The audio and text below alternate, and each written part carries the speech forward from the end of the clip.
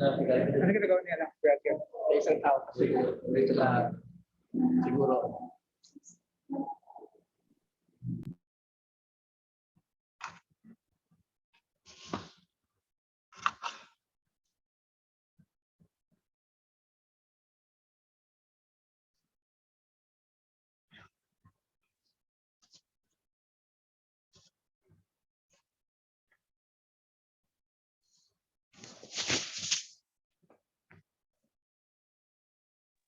Ernesto, kumusta na?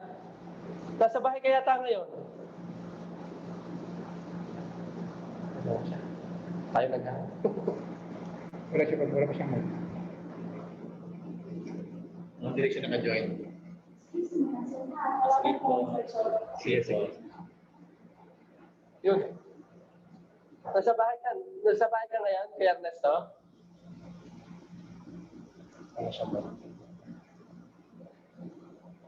Hello, magandang gabi, sir. Hello, walang pasok. Wala, sir. Okay. Okay yan. Ilan may ballpick po kayo? Meron ako.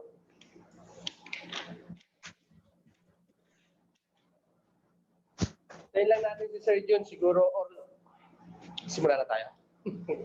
Siguro tayo mag-offer bro. Diyan na lang ka. Mag-bring na rin siguro. Sino kausap ni Kuya Ate? Sa IELTS. Kasi kailangan ibalik yung IELTS. Marami mag-aaral. Sige. Siguro. Kasi review pa rin naman tayo eh. Alam naman na nila yung sila. Sige, ano po tayo? Mag-opening prayer po tayo. Tayo kayo Sige, tayo ay tumayo at palakpakan natin ang ating Panginoon. Nandito.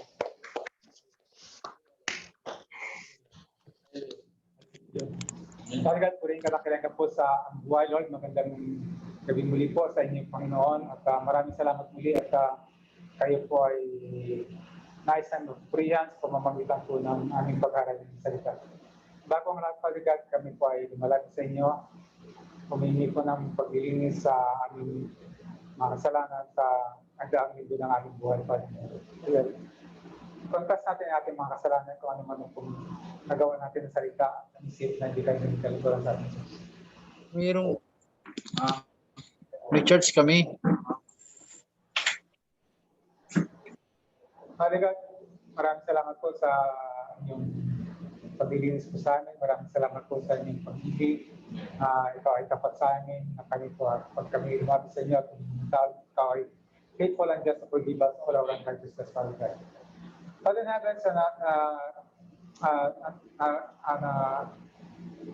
sa oras na ito, Father in Heaven, ay tinatasan, Father God, ang aming tagapagtuloy sa Sipiyarati, Father in Heaven.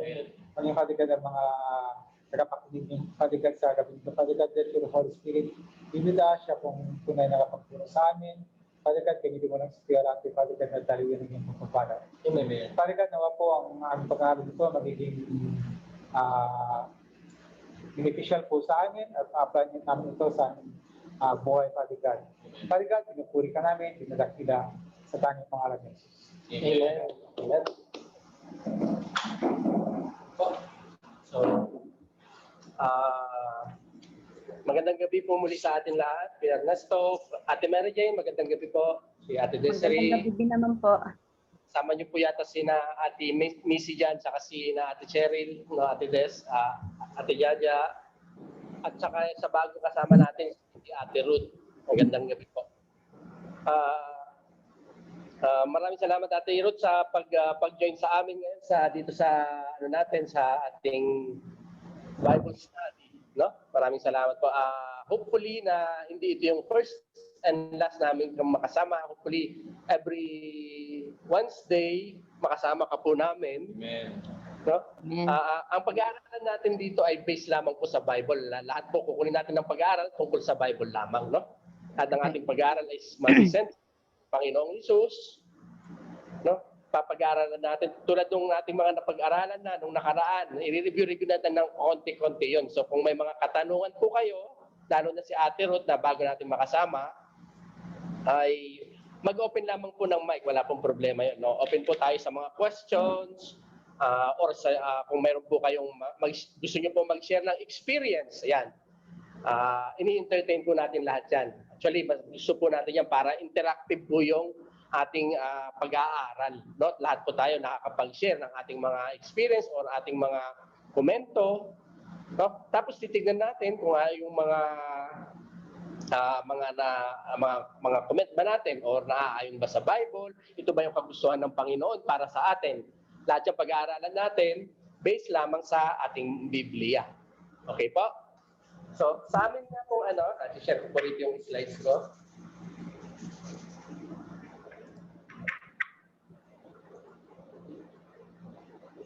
Okay. Nakikita niyo na po ba yung slides namin?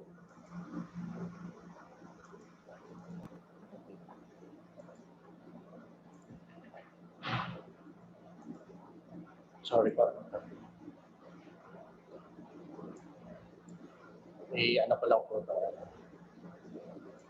Ay, lumabas ng full screen. Wait lang po ano ko po muna itong full screen ito.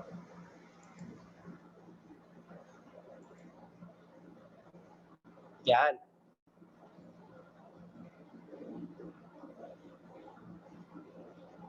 Okay, so naka-full screen na po sa atin yung ating slides. So, may mga record na tayong pag-aaral natin na nasa group natin, no? Sa group chat. Pwede po nating i-share din po 'yon sa mga iba po nating baguhan na kasama. So, tulad ni na Ate Ruth, Ate Mary Jane, sa ating mga nakaraang pag-aaral. Ang mga napag-aaralan na nga natin ay tungkol sa kung ano ba ang tao, sino ang Diyos, na nabanggit nga natin na naka-series po ito para makilala natin kung sino ba ang Diyos. Susunod yan, dire-diretso po tayo dyan. Sino ang banal na Espiritu Santo, sino ang Panginoong Isus. Yan, pag-aaralan natin lahat yan. Ngayon, nandito na tayo sa topic na sino ang Diyos. Nabanggit nga natin nung nakaraan, no? Sorry.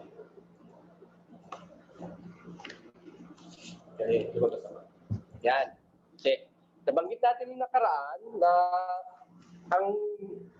sa ating introduction, no, pwede natin itong balikan din sa ating pag-aaral din sa video natin. Nabanggit natin ng nakaraan na sa simula pa lamang ang kasaysayan ng tao, ang ating Diyos na may nalang sa ating lahat ay nagpapakilala sa kanyang mga nilalang. No? Nabasa natin yan sa Roma 1, Roma 1:19-21. Ang sabi po rito, ang maaaring malaman tungkol sa Diyos ay maliwanag na yamang iniahayag sa kanila ng Diyos. No? Mula pa ng likhain ng sanlibutan, ang kalikasang hindi nakikita, ang kanyang walang hanggang kapangyarihan, ang pagka-Diyos ay maliwanag na hahayag ng mga bagay na ginawa niya. Kaya wala na silang may dadahilan kahit nakilala na nila ang Diyos, siya ay di nila pinarangalan bilang Diyos na may pinasalamatan man sa halip naghahaka-haka sila ng mga bagay na walang kabuluhan at nadimlan ang kanilang mga hangal na pag-iisip. No? So para po sa information ni Ate Ruth na bago natin makakasama, ang pinag-aaralan nga po natin para makilala natin ang Diyos dito sa una nating topic. No, mula rito sa binasa natin sa sulat ni Pablo sa mga taga-Roma, sinasabi niya rito na makikilala natin ang Diyos. No?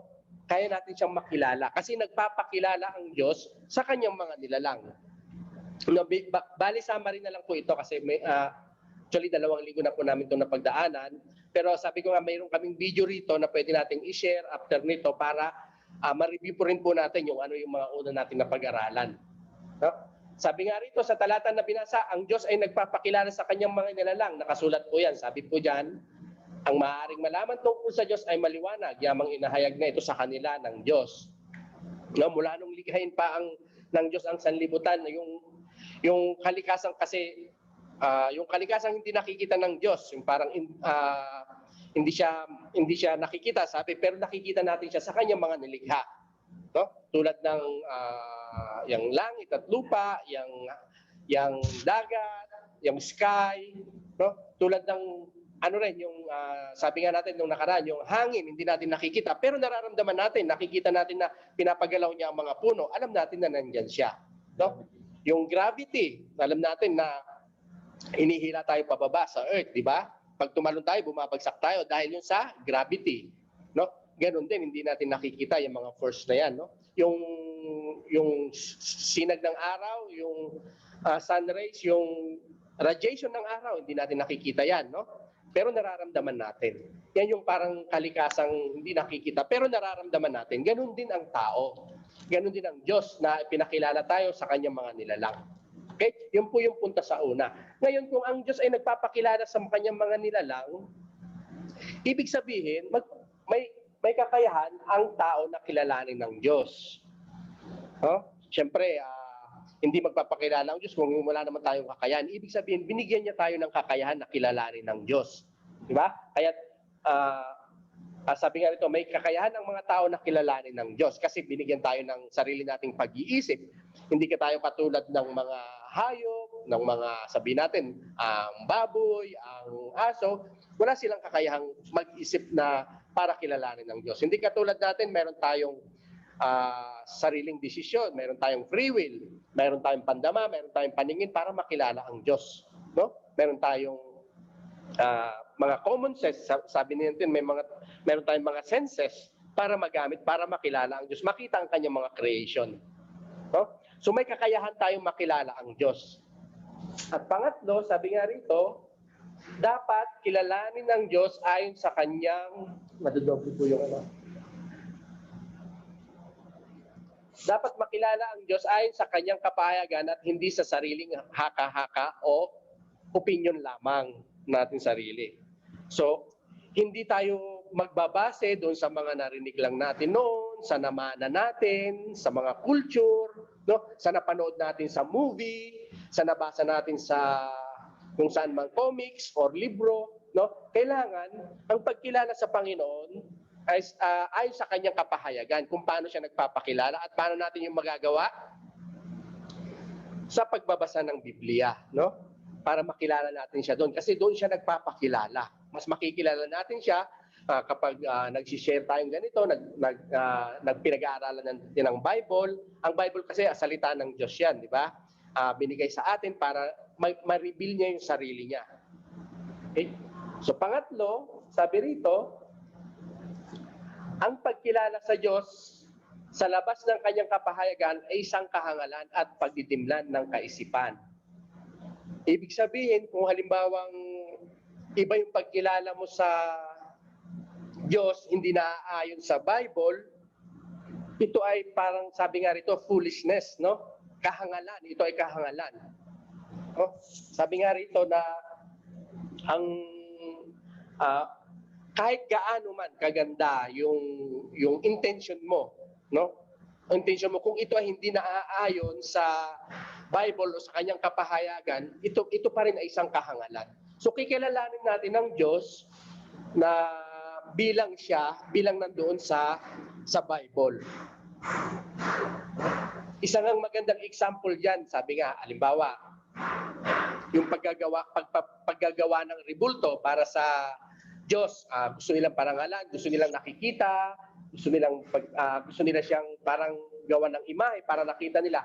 Kung hindi ito naaayon sa Bible, di ba sabi nga sa Bible, wag kang gagawa ng anumang inukit na bato o kahoy na bilang aking imahe.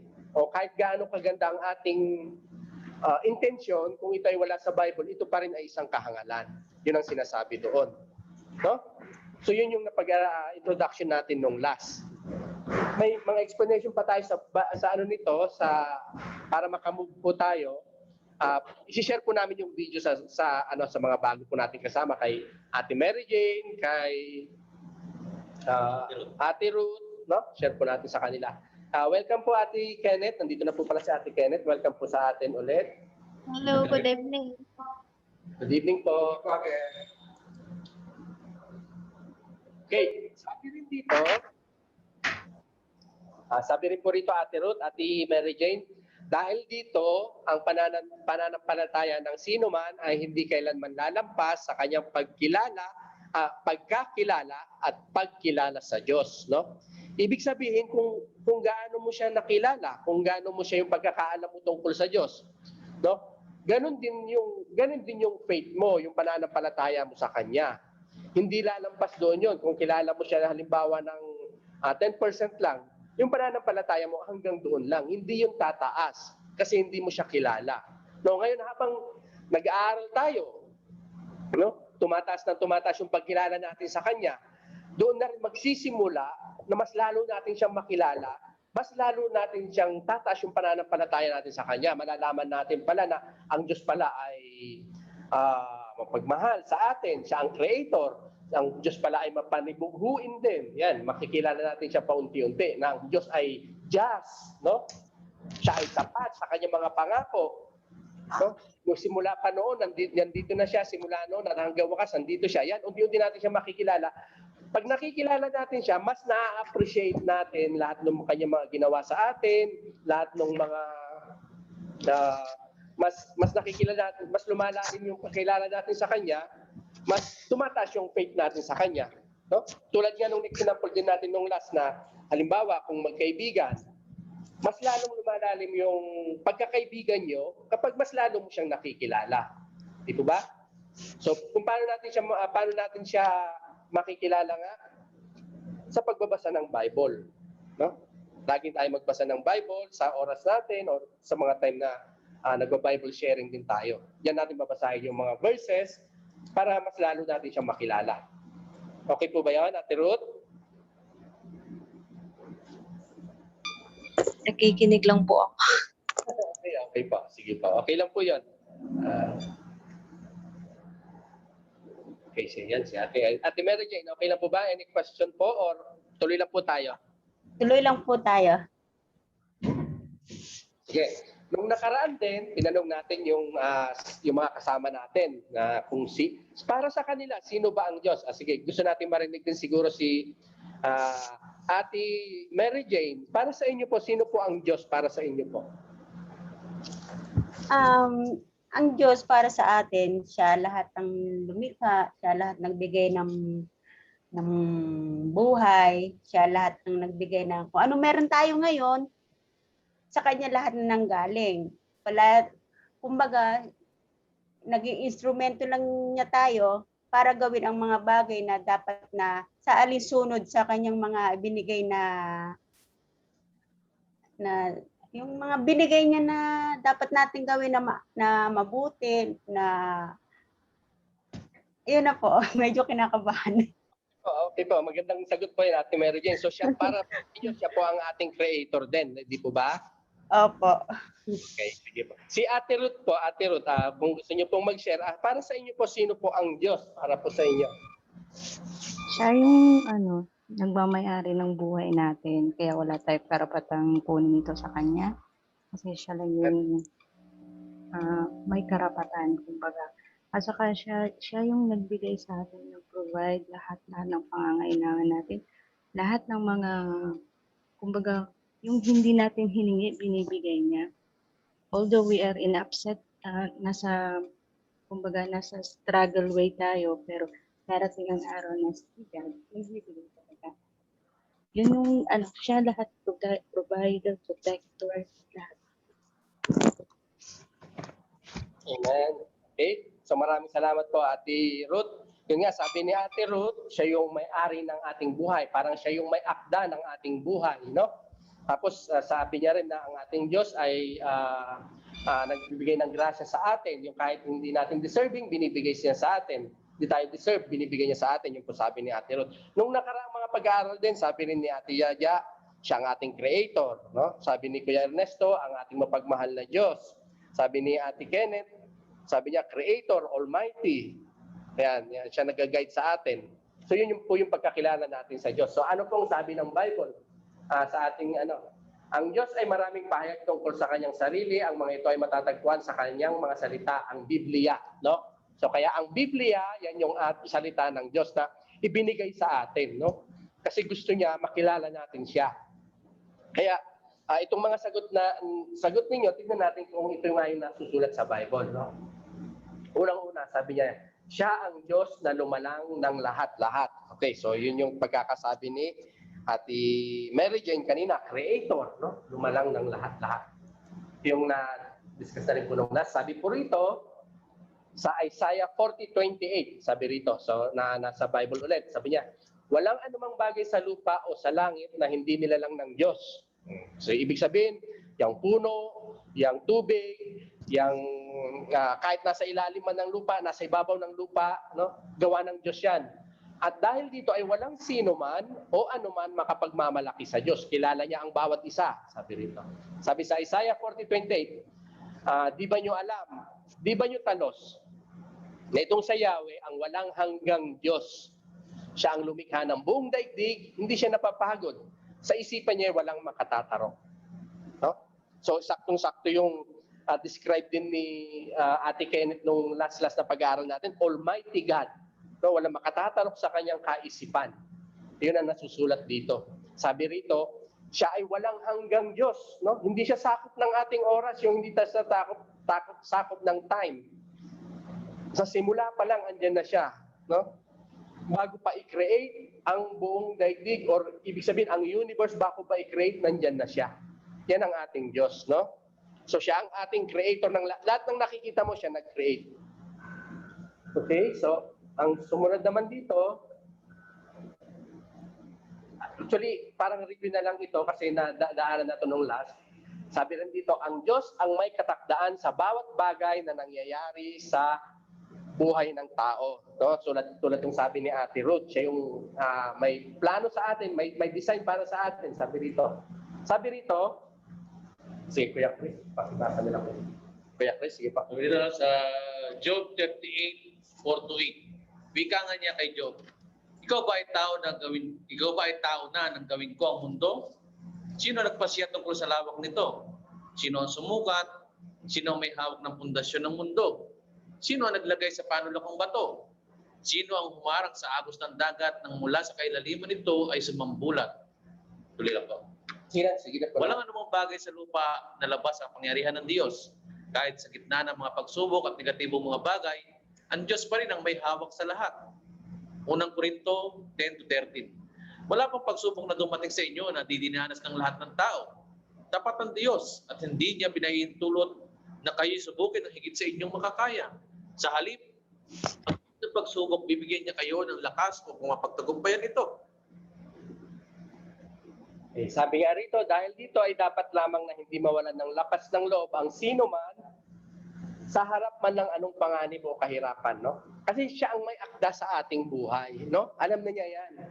So, pag binabasa natin ito, medyo tumataas din yung balahibo natin kasi nga talagang nakikita natin na hawak ng Diyos ang ating buhay. Huwag tayong mag-alala, parang yun ang sinasabi rito, no? Ang kwento nga ni Job, maganda yan pag nabasa nyo yan sa Bible, yung kwento ni Job, talagang nakaka-bless pag nabasa natin yan, no? In summary, ang kaya kinausap ng Diyos si Job dito kasi si Job nga yung parang nung panahon na yon, siya yung parang pinakamayaman sa lugar nila, pinakamakapangyarihan, pero nawala lahat yon. Ang kanyang mga hayop, ang kanyang mga pagmamay-ari, kanyang mga anak, no? Nagkasakit pa siya. Dumating yung time na rin, siyempre na sa lahat ng dinanas niya, tinanong niya na rin ng Diyos, no? Tinanong niya rin ng Diyos kung ano ba yung naging kasalanan niya o ba't nangyayari sa kanya yon, no? Pero ito yung sagot sa kanya ng Diyos, no? Tapos after na sinagot sa kanya ng Diyos na ito, na ikaw ba ay tao ng gawin ko ang mundo, pinakita sa kanya yung sanlibutan, parang yung overview kung paano yung pagkakagawa ng sanlibutan, ano yung mga composition nito, yung ultimo na grain of sun, mga gano'n, yung mga hayop, lahat may pinakita pa sa kanyang mga kakaibang mga hayop na malalaki, no? Parang hindi maarok ni Job yung nakita niya, parang siya mismo nag-repent siya na kilala niya na hindi niya dapat pala kinu-question ng Diyos, no? Hindi niya dapat kinu-question ng Diyos. Sabi nga rito, walang anumang bagay sa lupa dito sa earth na labas sa kapangyarihan ng Diyos, no? Kung alam niyo rin yung kwento, dito rin sa kwento ni Job, no? 'Di ba bago nga magyari sa kanya yan, bago gawin sa kanya yan ni Satanas, nagpaalam pa siya at mayroon pa ring parang go signal lang ating Diyos. So sige, okay, bigyan mo siya na alisin mo lahat ng mga kayamanan niya. Sige, bigyan mo siya ng sakit, no? Kahit sa gitna ng pagsubok at ng negatibong bagay, ang Diyos pa rin ang may hawak sa lahat. No? Siya pa rin ang gumagalaw sa ating buhay. Kasi sa totoo lang, Ang problema lagi nandiyan yan, parte ng ating buhay, no? Parte ng ating buhay lahat. Kasi temptasyon, yung mga temptasyon na yan, yung mga pagsubok, yung mga temptation na from evil, na parte ng buhay natin yan. Na kapag nalagpasan natin yan, ito yung nagpapatibay lalo sa atin sa faith, no? Kasi nga talagang parang inihahanda rin tayo ng Panginoon para sa ating parang may role tayo, no, para sa salvation na ito na binibigay sa atin dito sa mundong ito.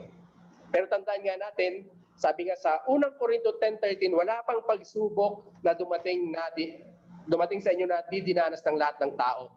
Simula pa kay Adan, no, simula pa kay Adan sa kauna-unahan, kay Abraham, kay Moses, hanggang kay Jacob, Isaac, lahat yan, kay Noah, hanggang ngayon, hanggang sa panahon ng mga propeta, andyan ay lahat ng pagsubok na yan, dinanas na nila. Maging ang ating Panginoong Hesus, kung atin lang alam yung mga pinagdaanan niya, di ba? Kung tutusin, parang napakahirap, hindi kayang pagdaanan. So sa lahat ng mga pagsubok na to, isipin natin ang Diyos ang may akda ng ating buhay. Hawak niya to, wag tayong mawawalan ng pag-asa, kundi tumawag lang tayo sa Kanya lagi. Huh? Malinaw po ba yun? Meron po tayong share tungkol dito, tungkol sa ang Diyos ang may akda sa ating buhay. Tama po. Sige pa, Ate Kenneth, baka may share po kayo tungkol dito.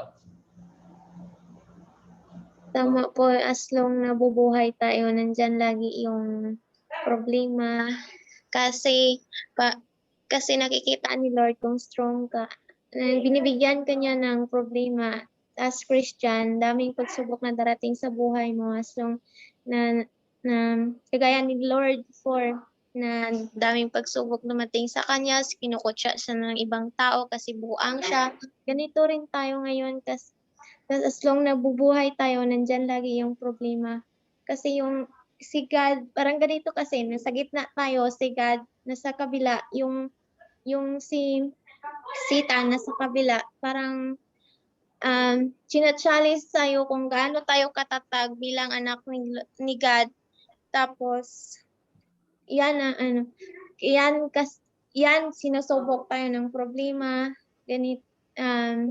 nandyan lagi sa likod natin, kaya wag matakot magsalita, mag-ask kay Lord kung wag i-question kay Lord kung bakit ganito nangyari sa buhay natin, ganito, ganyan, kasi wala tayong karapatan na mag-question kay Lord. Tapos kung ano yung darating sa buhay natin, huwag nating kalimutan, nandyan lagi si Lord kasama natin always. Yan lang po. Amen. Salamat po, Ate Kenneth. How about si Ate Ruth? Baka gusto niya mag-share. Okay, based lang din sa Life of Hope, no? Doon, no, first, bigay ni Lord sa'yo lahat ng mga karanyaan ganito, tapos biglang kukunin sa'yo lahat. So, tinitest niya kung gaano yung faithful mo sa Kanya, kung gaano ka katatag sa Kanya, kung gaano ka mag-stay sa Kanya, kung gaano ka mag-i-stay sa Kanya. Tapos, at lahat ng mga pagsubok na napagdaanin mo, tapos afterwards, ma-overcome mo, yun.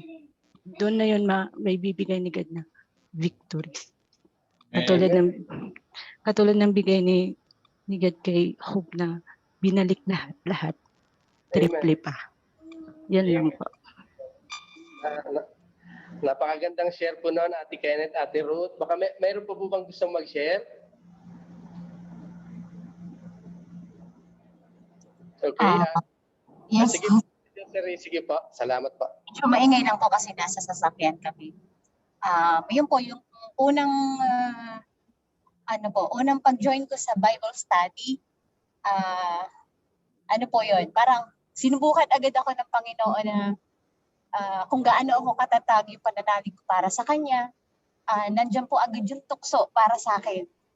Pero mas nandiyan po yung yung binigay niyang katatagan para mas manatili yung pananalig ko sa Kanya, na iwasan yung tukso. Amen. Yes, yun lang po. As in talagang mas makapangyarihan pa rin yung pananalig natin. Mas magiging matatag tayo kung nandyan pa rin yung pananalig natin para sa Panginoon. Amen. Amen. Amen. Yun lang po. Salamat po, Ate Desiree. Yun nga po, no? Nakaka-bless pakinggan yung mga share po natin ni na Ate Kenneth. Sabi nga ni Ate Kenneth, kapag nagkakaroon tayo ng mga test, may mga pagsubok, anong nangyayari sa atin? Mas napapalapit tayo sa Panginoon, no? Kasi mas tinatawag natin siya, nagdarasal tayo, no? Sabi rin ni Ate Ruth, sabi niya, itong mga test na to, itong mga faith na to, kapag napagdaanan natin, anong tawag sa atin? Victorious tayo, tulad ni Job, no? Victorious tayo dahil sa binigay sa atin ng Panginoon na gabay ng banal na Holy Spirit sa atin, di ba? Dahil nasa side natin siya. Yun nga, kapag na-overcome natin itong mga test na to, may inihandang mas maganda para sa atin. Sabi rin ni Ate Desiree, kung nasa atin ng Panginoon, anong tawag sa atin? Overcomer, no? Na-overcome niya yung mga tukso na yan, yung mga temptation na yan. Tulad nung nare-resist niya, kaya nating i-resist yung mga yan. Amen po. Maraming salamat po sa ating share. Kung gusto pa pong mag-share, magsabi lang po, mag-open lang po kayo, no? Ng inyong may share po kayo kaya. Sige lang. Sige, itong pangatlo, sabi rito, ang Diyos ang may plano para sa kanyang mga nilalang. Yun naman. May plano pala siya para sa atin, no? So may plano siya para sa atin. Anong sabi rito? Ano bang plano? Ano bang sabi sa nasusulat?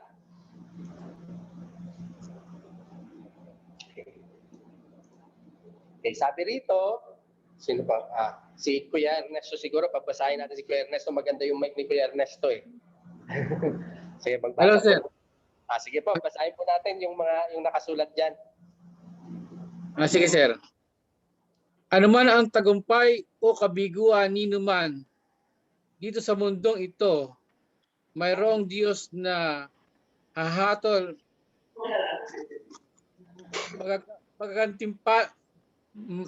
magagantimpala o magpaparusa ayon sa kanilang mga ginawa. Tama. Sorry po Kuya, sorry po.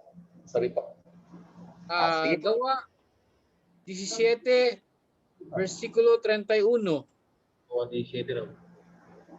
Sapagkat itinakda na niya ang araw ng paghukom sa libutan. Sorry po Kuya Ernesto, sa pang-apat po yan eh. Sa gilid ng Ano niyang gagawin sa pamamagitan ng kanyang hinirang, Panginoong Hesus. Okay po. Yung nasa screen kasi siguro maliit. Hindi niya mababa. Ayan. Ulit po Parang pang-apat po kasi yung nabasa ni Kuya Ernesto. Sige po, ulitin po natin. Ang Diyos ang may plano para sa kanyang mga nilalang. Pero tama po yung sa screen natin. Tama. Saan ako ni Kuya Ernesto? Okay. So kami na lang po magbasa po rito sa ngayon. Sabi po rito sa Efeso, kung paano may plano ang ating Panginoon sa atin.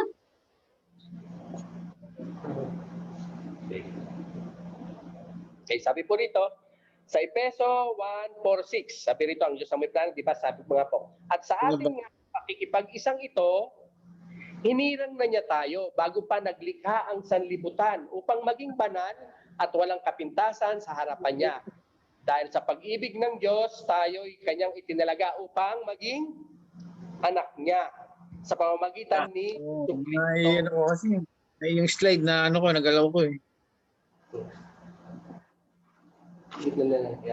So sabi nga rito, iyan ang kanyang layunin at kalooban. So sabi sa 2 Pedro 3:9, hindi mapagpaliban ng Panginoon tungkol sa kanyang mga pangako na gaya ng nagpapalibang ipinapalagay ng iba, kundi mapagpahinuhod sa inyo na hindi niya ibig na sino man ay mapahamak, kundi ang lahat ay magsipagsisi.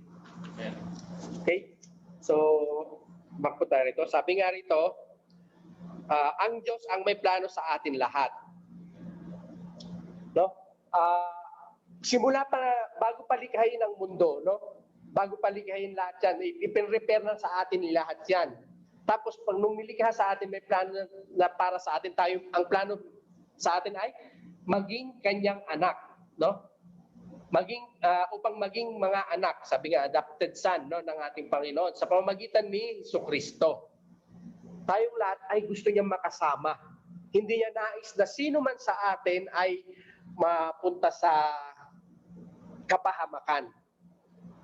Okay? Bakit kaya ang iba ay napapahamak?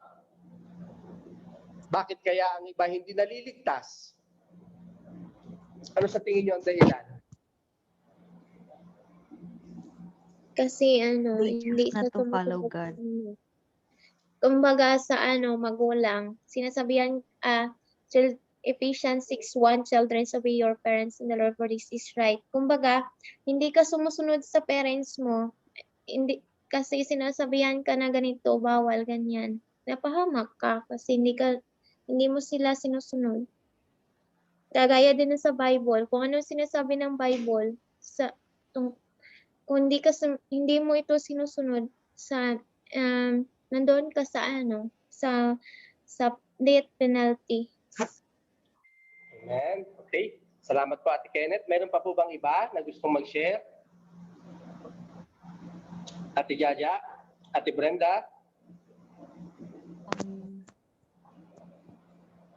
Kasi they choose, hindi nila ano yung,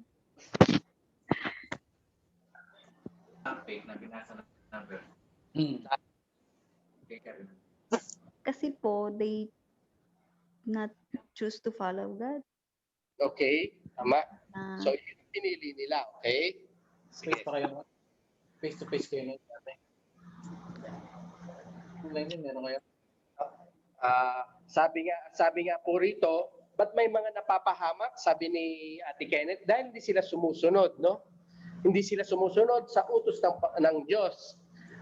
Hindi nila, ang akala natin siguro yung way natin tama. Pero sa totoo lang, hindi natin nabasa sa Bible kung ano yung tamang way. Sabi naman ni Ate Jaja, ito yung pinili nila.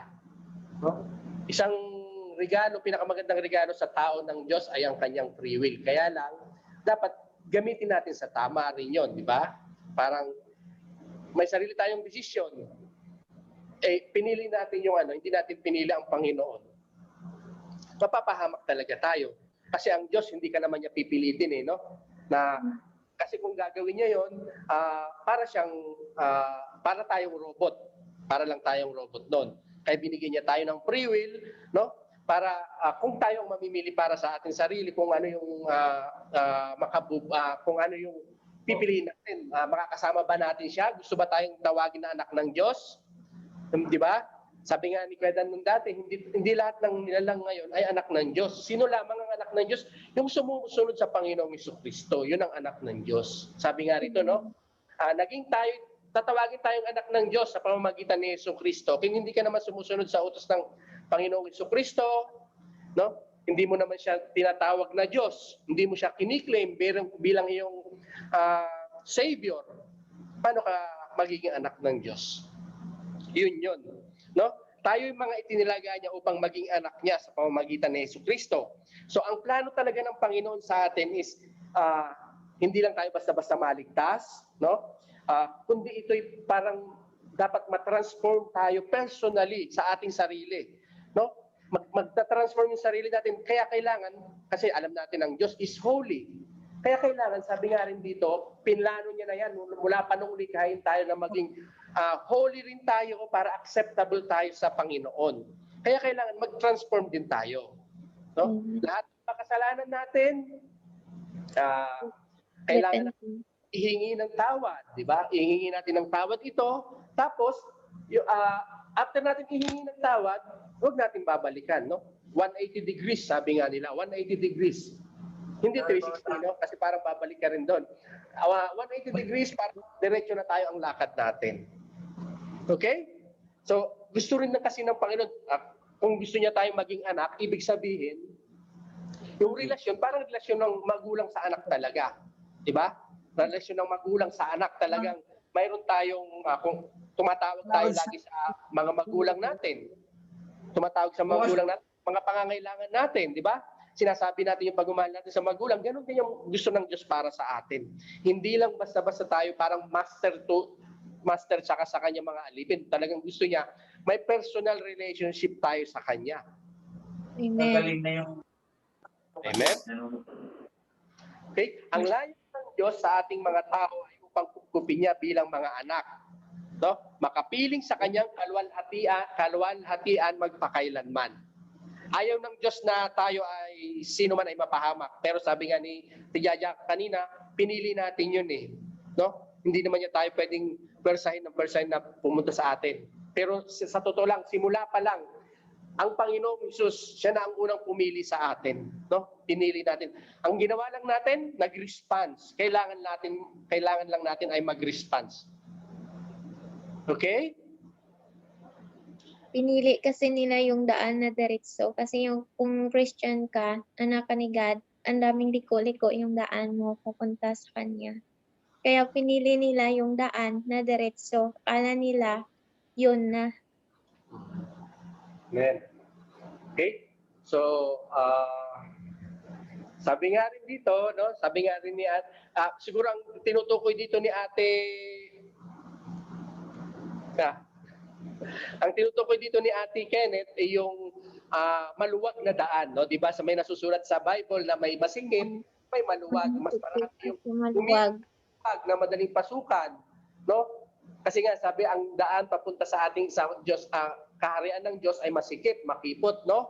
Kaya punti lang makakapunta kasi mas pinipili nila yung madali na siyempre yung sarili nilang desisyon, no? Kung ano lang yung gusto nila.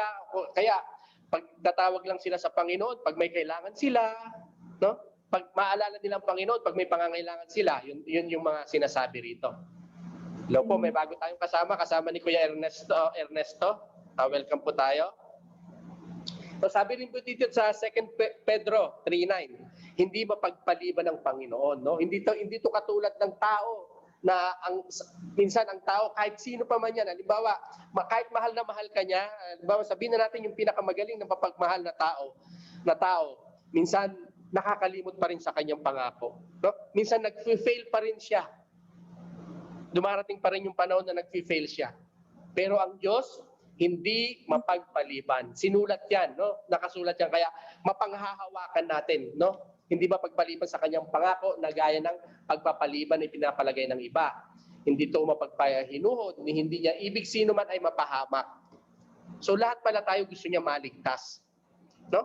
Malalaman natin mamaya sa susunod kung ano yung gusto ng Panginoon para sa atin, kung ito pala ang sinasabi rito. Kundi ang dapat lahat ay na hindi niya ibig na sino man ay mapahamak, kundi ang lahat ay magsipagsisi.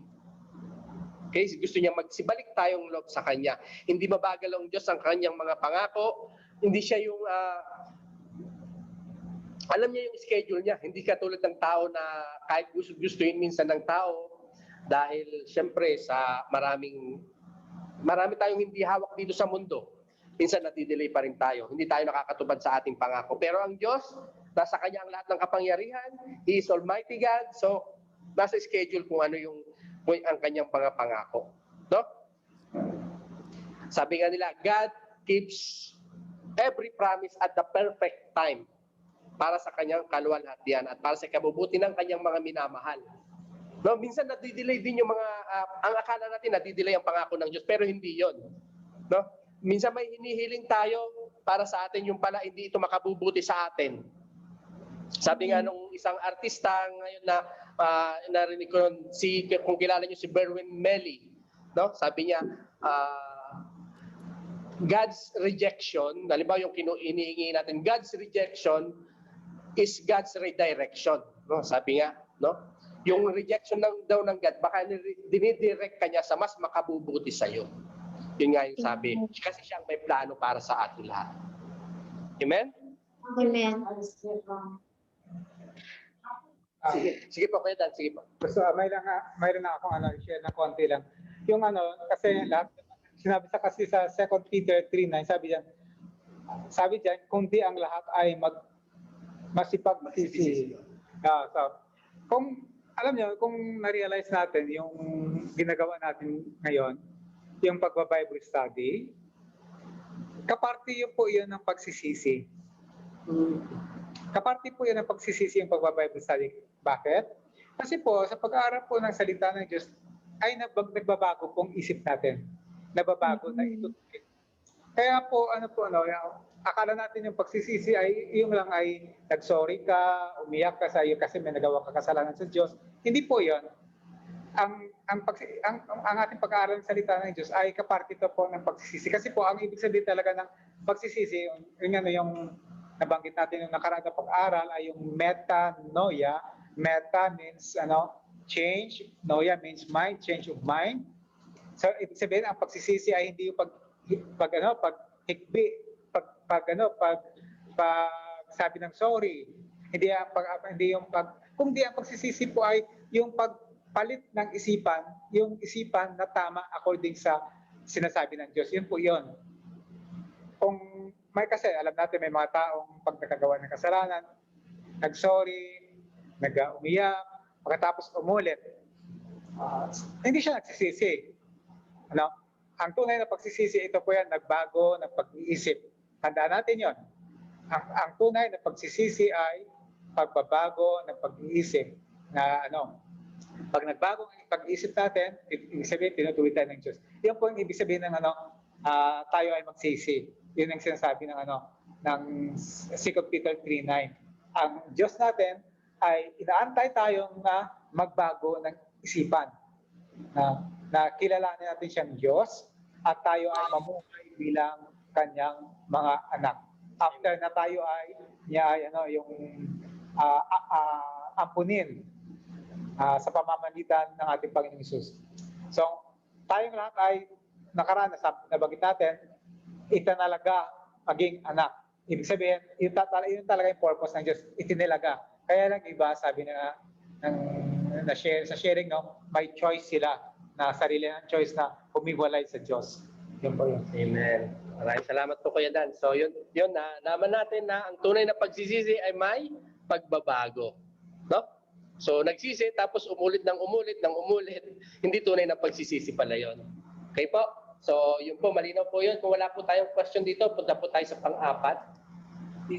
Pagbabago mo. Hindi yung sa salita mo. Opo, tama po yun. Kung nagsisi tapos hindi naman nagbago, bumalik pa rin sa dati, hanggang salita lang yun, no? Hindi yung tunay na pagsisisi. Hindi yung pagsisisi. Hanggang salita o hanggang iyak lang. Hanggang iyak lang yun. Kaya yung iyak po, maganda yan, pero ang iyak po, hindi po tinitingnan po ng Diyos yan na yun ang tunay na pagsisisi. Kaya pag may nangutang sa inyo, umiyak, joke lang yun. baka hindi pa rin magbayad, pero umiyak lang. So hindi yung tunay na pagsisisi. Kailangan may bayaran din. Hindi na may bayaran din. Sample lang po yun. Sample lang. Sige po. Okay, so punta po tayo sa pang-apat. Siguro matapos po natin to para makaabot tayo sa ano ang gusto ng Diyos sa atin. So, ang Diyos ang hahatol sa lahat ng kanyang nilikha. Yan. No? So, nakikita natin sa mula number 1 to 3, parang natutuwa tayo, di ba? Ganito ang Diyos, mapagmahal, nagpapatawad. Tapos sa number 4, biglang ang Diyos ang hahatol sa lahat ng kanyang nilikha. Basahin natin kung ano yung nasusulat dito. Basahin po natin. Yung binasa kanina ni Kuya Ernesto actually. Says, si Ate Brenda di makapagbasa. Si ano po siguro? Si Ate Mary Jane. Sige po, Ate Mary Jane. Kaya po natin basahin yan? Or...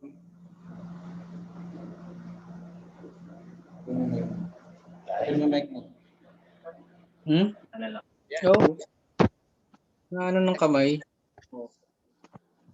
Pwede po Ba? Sige, okay lang po Ate Mary Jane. Si ano lang muna. Yan, si Ate April. Nandito pa si Ate April. Kasama na po natin. Gandang gabi po Ate April. Gandang gabi rin po sir sa inyo pong lahat. Okay, welcome po ulit. So nakikita po natin yung nasa screen. Opo sir. Sige, pakibasa po Ate April. Alin po dito sir, yung pahayag 20? Doon po sa simula ng anuman. Sige po, sige po. Ano man ang tagumpay o kabiguan, ninuman dito sa mundong ito, mayroong Diyos na hahatol. Magagantimpala o magpaparusa ayon sa kanilang mga ginawa. Gawa 17:31. Sapagkat itinakda na niya ang araw ng paghukom sa sanlibutan at ito'y buong katarungan niyang gagawin sa pamamagitan ng kanyang hinirang, Panginoong Hesus. Pahayag 20:11-12. At nakita ko ang isang malaking luklukang maputi at ang nakaluklok doon na sa kanyang harapan, ang lupa at ang langit ay tumakas at walang nasumpungang kalalagyan nila. At nakita ko ang mga patay, malalaki at maliliit na nangakatayo sa harapan ng luklukan.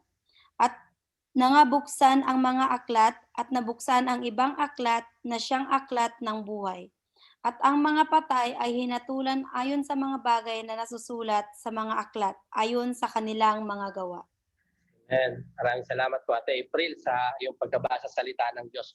So, minsan sa ating mga tao, no, kahit mga Kristiyano, mahirap sa kanilang arukin or tanggapin na ang Panginoon din, ang ating Panginoong Hesus, to be specific, ay isa rin siyang judge, no? Isa rin siyang judge. No, ang Diyos, kaya nga kailangan kilalanin natin ang Panginoon, hindi lamang siya yung God is love, no, God is caring, siya yung may plano sa atin. Nabasa rin para natin dito na siya rin ang maghahatol sa atin, no? Hatulan niya, sabi nga sa binasa natin, nakatakda na yung paghuhukom para sa ating lahat. Kung ano yung mga ginawa natin sa lupa, di ba, sa buhay natin, siya yung magagantimpala, no? Siya yung magagantimpala or magpaparusa ayon sa kanyang ginawa. No? Nakasulat sa pahayag, ito yung revelation, no? Ito yung panghinaharap na mangyayari sa atin. Ito yung revelation ito yung pinakahuling libro sa Bible, di ba? Kung familiar po tayo diyan. Kinumisyon na ng God the Father ang ating Panginoong Hesus na siya ang maging judge, no? Siya yung magji-judge sa atin sa huling panahon, no? Ihiwalay niya, sabi nga rito, ihiwalay niya kung sino mabuti, sa hindi mabuti, sa yung mga, sabi nga kanina ni Jaya, siya pinili natin to. So ihiwalay natin yon, yung mga pinili nila ang kasamaan, pinili nila ang Antikristo, pinili nila ang mapunta sa ganung buhay. No? Ganun din, i-reward niya rin naman yung mga nanatili sa kanya. Yung tumahak sa kanyang daan, sa makipot na daan. Yung lumakad na patuloy na nagningas ang kanyang apoy, no? Hanggang sa wakas. Sabi nga nila, finish the race, no? Minsan, darating sa buhay natin yung kalungkutan or pagkabigo or minsan napanghihinaan tayo, pero ang mahalaga niyan, lagi pa rin tayong patuloy na lumakad. No? Hindi tayo dapat na yung sumuko. No? Kung nasa atin ang Panginoong Hesus, mapaglalabanan natin lahat 'yan. No? So, siya rin ang Diyos din ang nagde-determine kung ano yung punishment, no? Na nakaantabay para sa ating nakaantabay para sa mga hindi gumawa ng mabuti, no? Yung mga pumili ng kasamaan, sila rin ang may gusto nito, no? So ang Panginoong Hesus, yung binasa natin sa pahayag, no? Yung nakaupo sa malaking luklukan, nakaluklok doon, nasa kanyang harapan, langit na tumakas, sinasabi diyan, ang Panginoong Hesus ang pinapatungkulan diyan, no? Siya yung may authority na mag-judge sa ating lahat, no? At alam natin yung pag-judge niya is righteous, no? Naaayon. Sabi nga nila, yung pagiging just ng Panginoon, no, ito yung katumbas ng love niya rin sa atin. Kung hindi siya just, hindi mo makikita yung love, no? Magkasama relative yan. Okay? So, mahalaga malaman natin na ang God din ay nagja-judge, no? Mag-judge sa atin sa ating mga ginawa. Kasi kung hindi natin alam yan, gagawin natin yung gusto natin, no? Mamumuhay tayo sa immoral na pamumuhay, no? Nagpapatawad ang Panginoon na hangga't sabi nga nagpapatawad ang Panginoon kasi mapagpatawad ang Panginoon, ihingi natin ng tawad ang ating mga kasalanan, di ba? Mag-repent, no? Pero sabi nga, ang pagre-repent ay may pagbabago. May pagbabago, no? Hindi yung sa salita lamang. Okay? May karagdagan po kayo rito, Pedro. Sige. Okay. Baka po may nais magtanong po sa dito sa Gawa 17:31 at saka yung sa pahayag. 20:11 to 12. Yung tungkol sa ating Panginoon na siya po yung magiging home. Siya po yung magiging judge yung ating Panginoon Jesus. May tanong ba? Wala pong tanong. So, malinaw po 'yun, no? Na ang Panginoong Jesus siya ang magja-judge sa end, no, sa end time, sa dito sa may Revelation. Revelation 21:8, sir.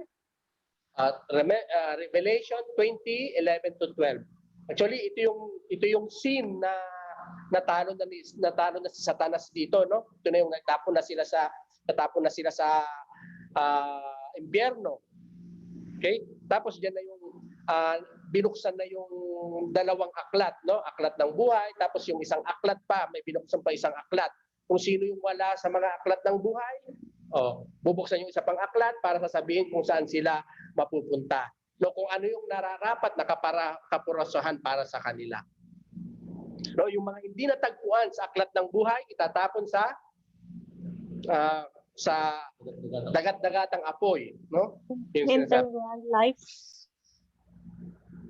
Apo. No? Pero yung mga gumawa naman ng mabuti, no? Yung mga nanampalataya sa Panginoong Diyos, no? Yung lumakad sa kanyang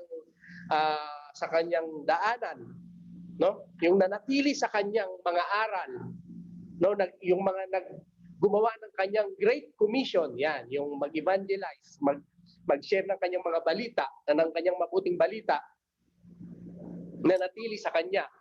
Siyempre, meron din siyang karampatang gantimpala na nabasa natin dyan, no? May gantimpala rin para sa atin. No, mapag-aaralan natin yan sa kalaunan. Ano ba yung mga ibibigay na gantimpala sa atin? Okay? May question po ba tungkol sige pa, Ate Brenda. Paano po ako? I mean, hindi ko na po i-example sa malayo. Sa sarili ko na lang po.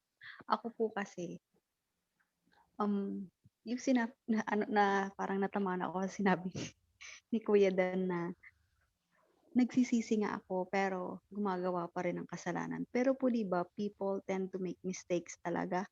Pero as long as nag-repent ka, I mean, at least, yun lang. Magandang sabi ni Ate Brenda, ang ibig sabihin po na pagre-repent, halimbawa, example lang, kung ikaw ay ang isang taong na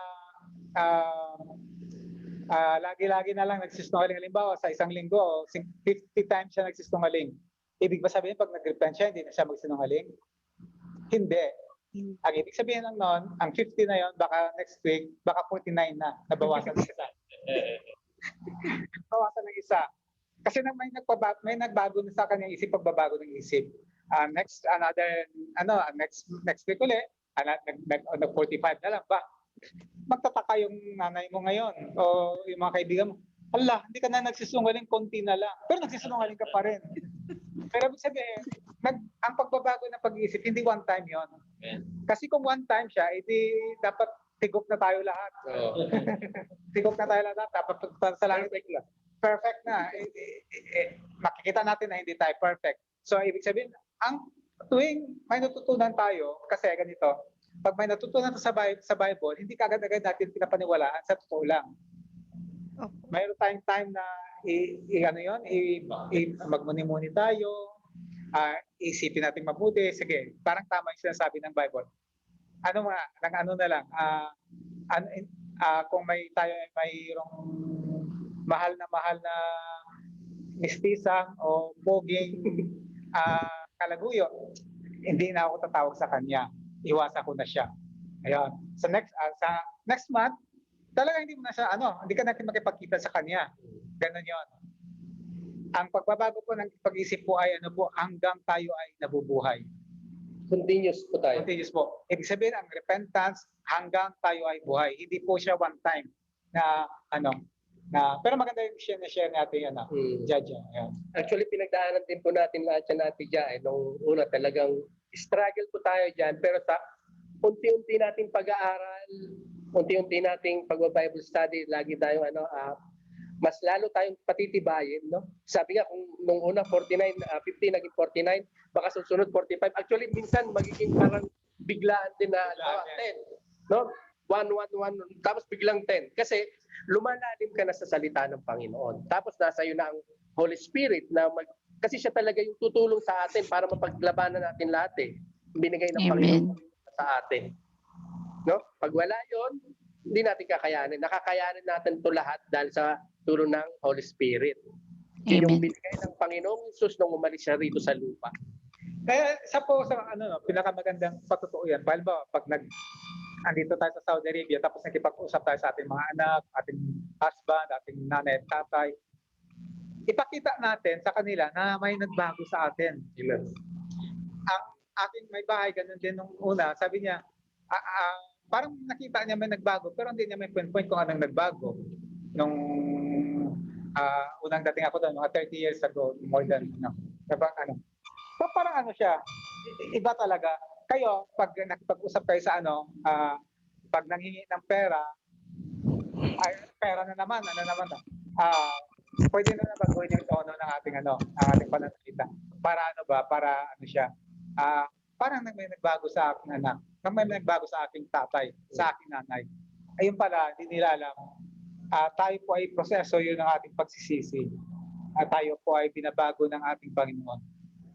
Kaya po maganda po yun, kasi pag iniisip niyo mabuting sa Gawa 17:31, sabi kasi doon, sapagkat itinakda niya ng araw ng paghuhukom.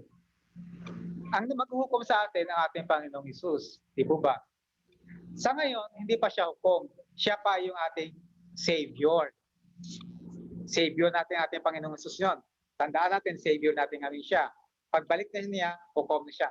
Kaya po, habang Savior pa natin siya, tayo pong sinasabi natin mga anak ng Diyos, tayo pong sinasabi natin na naniniwala sa Bible, obligasyon natin na ang ating mga mahal sa buhay, ang ating mga kaibigan, ang ating mga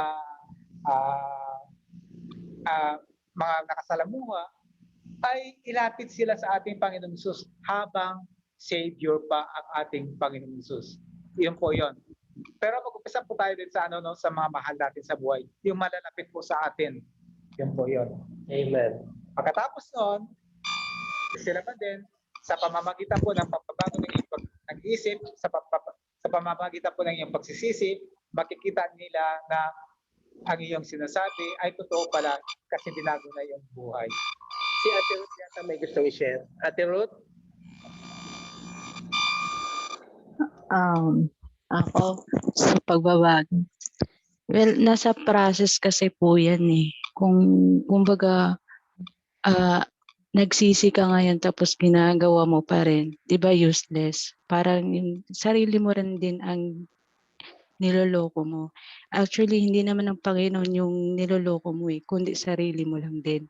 Kasi kung sincere ka na humihingi ng tawad, kung ano man yung mga bad side na, I know yung pagpaprocess is mahirap, sa totoo lang, mahirap. Lalo na yung nakasanayan mo. Napakahirap ng proseso. Lalo na kung pasan mo ang cross, ang hirap. Kasi hindi mo gusto mo nang magbago pero the temptation is always there. Kumbaga, hinihila ka lagi.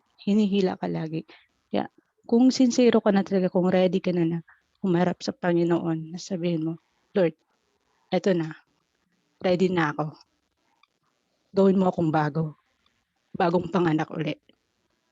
Yun yung kailangan natin eh. Hindi yung pagbabago na isa lang. Yung isang araw lang nagbago ka, kailangan ipanganak ka ulit.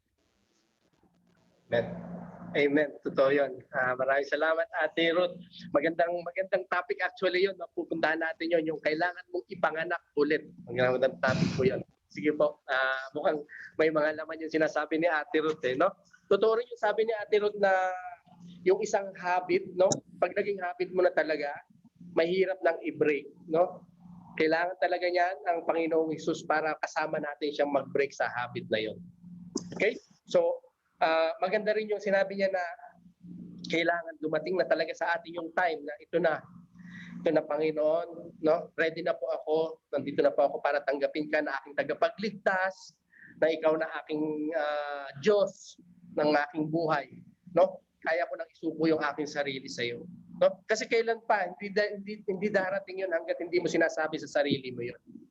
No, maraming salamat Ate Rod, napakaganda noon, no? So, darating tayo sa mga pag-aaral na yon. Pagkatapos itong series na to, darating tayo dun tungkol sa kailangan mong ipanganak ulit para makasama natin ang Diyos Ama, Diyos Anak at ang Espiritu Santo sa kalwalhatian niya. Amen. Amen. Yung sinasabi ni ate na ang hirap. Tama ka ate, hirap sundin yung Bible. Pero isa-isip ka puso mo, ang dali lang. Pero para example sa life ko, always kasi na sa isip ko yung Revelation 21:8. Kasi yung ex ko mayroon ng iba. Tapos pag ako ang mayroon, accepted na meron akong sin kay God. Kaya takot ako magkaroon ng iba kasi kasal ako sa kanya. Kasi hindi tao yung pinakangakuan natin, hindi lang isang tao. Kasama din doon si God. Kaya tumatak sa isip ko yung sinasabi ni Sir kanina na pagsisisi, yung kumbaga yung ano ba yun? Yung sa Revelation, doon tayo papunta, yung katapusan. Yung sa Revelation 21:8, pagkasal ka sa isang tao, based on Bible, pag hindi patay yung partner mo, hindi ka pwede magkaroon ng iba. Kaya yun. Hirap sundin ang Bible at saka nakakatakot. Pero sa puso't isip mo, hindi mahirap sundin ang word ni God. Yun lang. Thank you po Ate Kenneth sa pag-share, no? May share ako sa kasi maganda yung sharing paano ba natin ang tanong kasi paano natin malalaman kung yung isang tao ay tunay siya nagsisisi or wala lang o hindi siya talaga nagsisi? Paano natin malaman? Mayroon ba para po sa akin, sir, kung talagang tunay kang nagsisisi, nandyan po yung talagang tinanggap mo na ng buong buo sa puso mo ang Panginoon. Amen. Buong Panginoon. Amen. Sino pa po? Para sa akin, sir, kung totoong nagsisisi ka, babaguhin mo eh. Yung i-apply mo yung salita yung gusto ng Diyos at yung salita ng Diyos, hindi lang sa isa sa puso mo. Kasi we can say na, nasa akin na siya, di ba? Tanggap ko na siya. Pero yung way mo, yung pinapakita mo at yung ginagawa mo is yun pa rin. So, para sa akin, pag nagsisisi na po tayo, kailangan palitan na po rin natin. Kumbaga, i-delete na rin natin yung mga bagay-bagay na pinagsisihan natin at we try our best na hindi na natin gagawin. Amen. May application. Okay, galing. Ang kasi mayroong sinasabi sa Bible sa 2 Corinthians 7:10 na yung may sinasabi na worldly sorrow at saka godly sorrow. Ang worldly sorrow yung makikita mo siya na umiyak. Ang godly sorrow makikita mo na siya umiyak. Parang pareho lang yung kanilang manifestation, yung physical manifestation. Pero ang pagkakaiba nun, ang worldly sorrow it leads to death. Kasi nga nabanggit nga na hindi talaga tinanggap ng ating Panginoon Jesus as Lord. Siya pa rin yung Lord sa kanyang buhay. Sandali po, may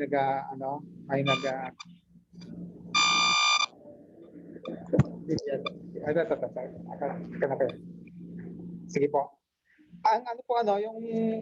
Ang godly sorrow kasi, iyon po yung mga tao na umiiyak sila, pero dahil po sa kanilang kasalanan, at umiiyak sila kasi nakikita nila na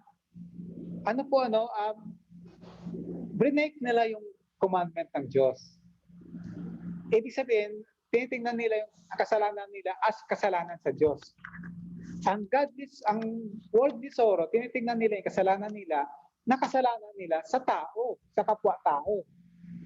Kaya po yung mga tao po na nag-worldly sorrow na tinitingnan nila nagsasorry sa kapwa-tao pero hindi sa Diyos, ang tawag doon, worldly sorrow lang. Kasi ang godly sorrow, it leads to life. Ang worldly sorrow, it leads to death. Ay, ganito po yun. Alam ba, ako po ay nagkasala sa isang tao. Talagang nag-sorry ako sa kanya. Hindi ko na inulit yung kanyang aking ginagawa, kasalanan. Pero sa kanya lang ako nag-sorry. Kahit nagbago po yung aking ugali, ang tawag doon ay worldly sorrow pa rin. Kasi nag-sorry lang ako ng kasalanan ko sa tao. Pero ang tunay na nagsisisi, yung kanyang pasisisi ay, sabi niya, nakasala ako sa iyo, Diyos. Saka Diyos. Sa Diyos siya nakasala. At pangalawa na lang yun po sa tao. Ang first and foremost na nakasala siya ay sa kanyang tagapaglikha. Yun po talaga yun yung Kaya po, ma-determine natin yung sa sarili natin. Ako po ay tunay nagsisisi o nag-godly sorrow o worldly sorrow lang. Kasi baka pwede nating dayain yung ating sarili. Tandaan natin, pwede nating dayain ang ating sarili na sinasabi natin, nagsisisi tayo. Pero nagsisisi lang tayo pala sa ating kasalanan kasi po para lang sa ating kapwa-tao hindi talaga sa Diyos. Amen. Ang ating pinag-aaral po ay relational, vertical na relationship natin sa ating Panginoon. Amen. Okay? Maraming salamat po doon, Kuya Dan. So far sa ating pinag-aralan sa apat na to, medyo nare-reveal na sa ating bawat isa kung sino ang ating Diyos, no? Unti-unti na natin siyang nakikilala, no? Marami pa tayong pag-aaral diyan na lalo pa tayong maliliwanagan kung sino ba ang ating Diyos na sinasamba. Okay? So, kung ito ang ating Diyos sa ating mga description dito, siguro magbigay po lang po ako ng para introduction lang tapos next week na. So, ito ang tanong sa atin ngayon. Kung ang alam natin, ang Diyos na siya ang may lalang, may plano, may akda ng ating buhay, at siya rin ang hatol sa atin sa kahulihan, sa ating mga nagawa. So sa tingin nyo, kung ganito palang layunin ng Diyos, ano ang nararapat na gawin ng tao upang siya ay makilala sa Kanya, upang matyak ang ating kaligtasan? No? O paano, upang makilala natin siya ng lubusan, ano kaya ang dapat nating gawin? No? Tingin po natin, sino pa ang may gustong mag-share? Sige pa, Ate Desiree. Ano po kaya ang dapat nating gawin ngayon? Nakamute po kaya, Ate Desiree. Nag-open po ng mic. Yeah, binabasa ko pa lang po siya, sir. Sige pa, sige lang po. Sige lang po. Diyos ang marapat na gawin ng tao kung siya ay makilala. Para po sa akin, mas tanggapin po natin yung Panginoon na kumbaga sa buhay natin, kung i-accept po natin ang ang Diyos sa buhay natin, yung mararamdaman natin yung lahat ng biyaya na natatanggap natin sa araw-araw. Okay. Salamat po, Ate Desiree. Kasi para makilala raw ni Ate Desiree, ang ating Panginoon, kailangan niyang i-receive. Sino po pong gustong mag-share? Okay. Si Kuya Ernesto. Kuya Ernesto, paano po kaya natin, Kuya Ernesto, mas makikilala ang ating Panginoon? Makikilala po natin ang Panginoon kung lagi tayong makikinig ng salita ng Panginoon at magbabasa din ng at yung malaging mananalangin, bang walang paggising ng umaga o pagtulog, mananalangin. Okay? Okay. Sa Diyos. Salamat po, Kuya Ernesto. Yun, no? Para mas makilala raw ni Kuya Ernesto, makinig, no? Makinig ng kanyang mga salita, of course, no? Kanyang mga salita at mananalangin sa Diyos. Sino pa po?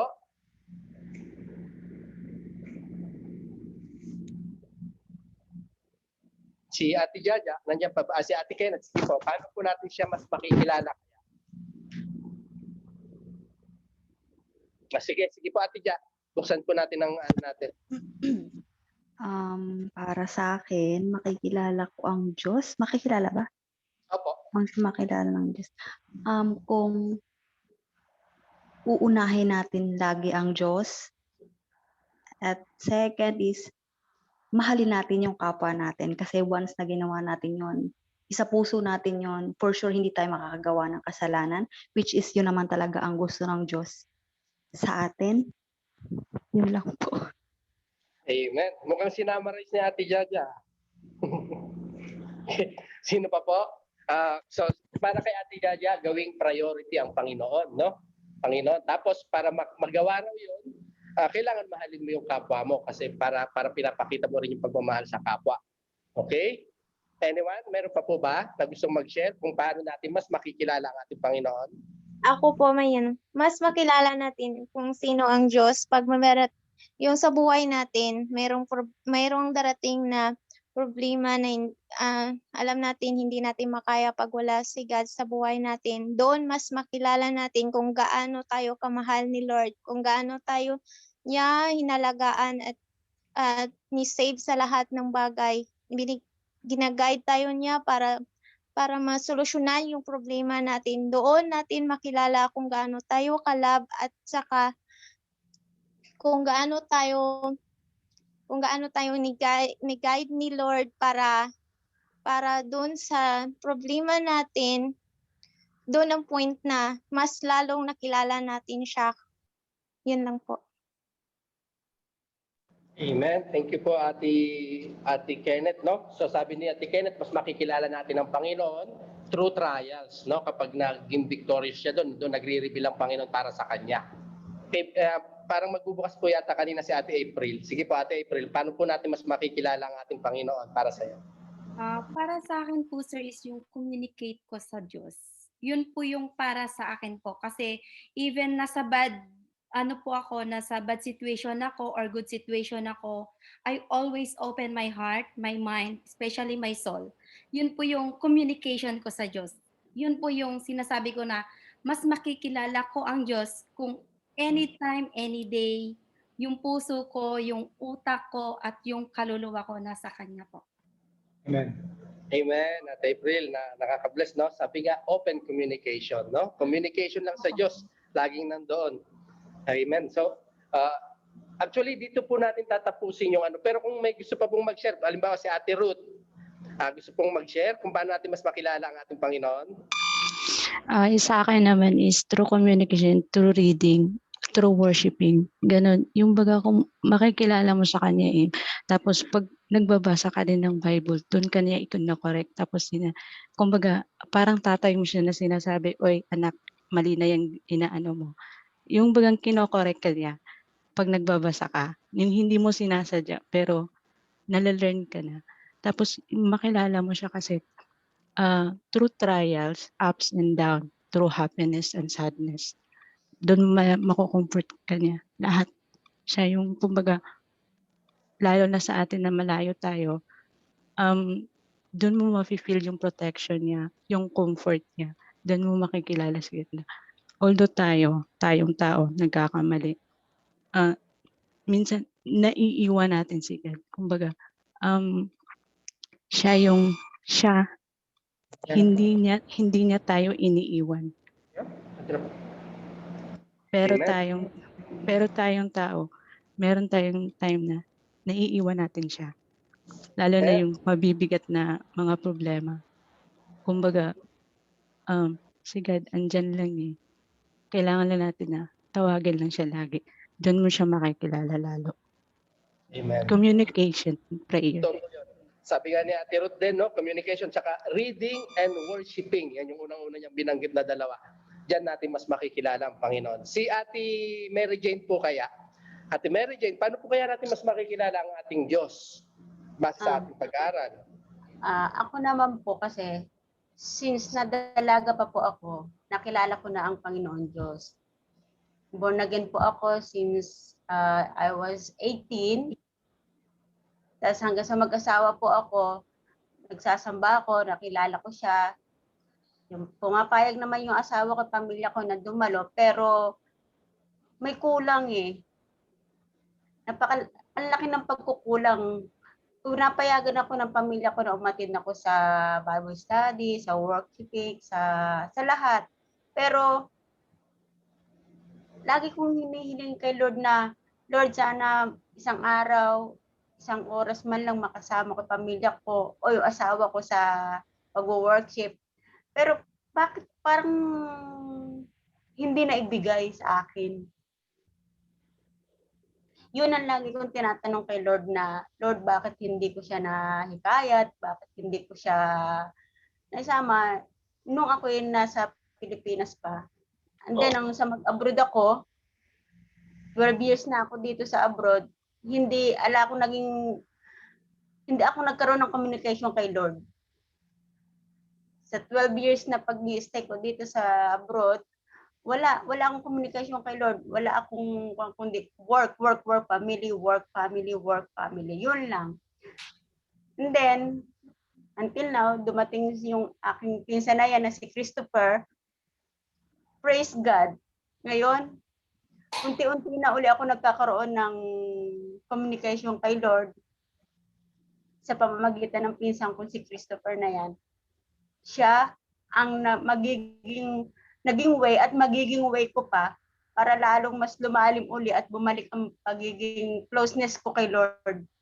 Kasi matagal akong nahiwalay sa Kanya eh. Kaya, laki ang pasasalamat ko sa Kanya na sana ito na ang simula at hindi lang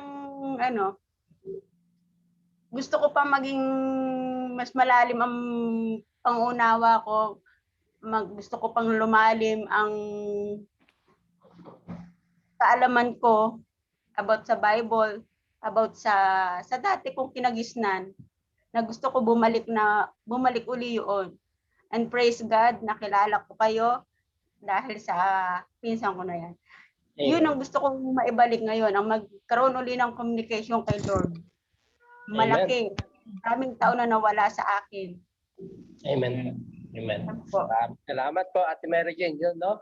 So makikita natin siguro nga, totoo nga yun, Ate Mary Jane, itong panahon na to, no? Siguro ito na talaga yung binigay ng Panginoon para sa inyo, para mas lalo po kayong makilala ang Panginoon, bumalik po kayo sa Kanya. At ito na rin po yung panahon para may share po natin din sa ating family, no? Na nasa Pilipinas, para mas makakilala rin po sila tulad niyo po. Okay, maraming salamat po. Actually po mga kapatid, dito lang po muna tayo magtatapos. Lahat ng mga sinagot nyo rito, no? At i-discuss po natin next week. Baka ito yung mga sagot din dito sa ating pinag-aaralan, no? Itong mga sagot nyo po rito.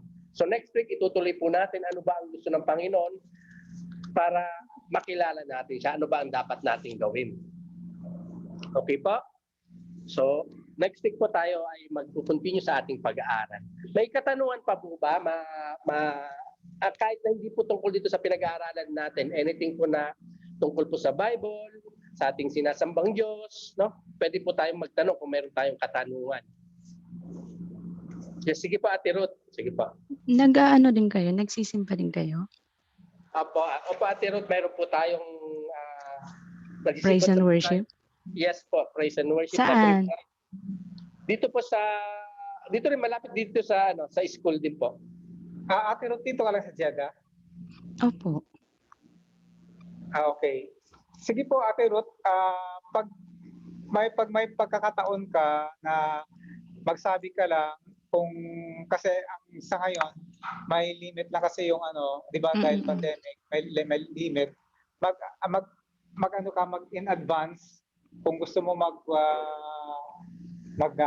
worship, physical talaga, or mayroong online worship, kung hindi ka face to face. Mayroong face to face.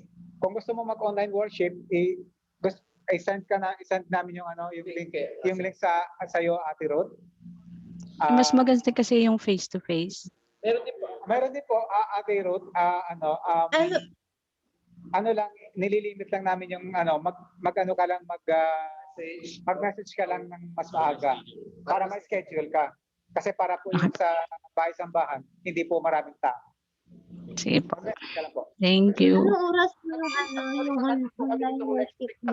Nag-message si Kuya Dads na may bakante po tayo sa mga. Pero kung mag-message ka lang po a week before, pwede po nating i-reserve po yun, no?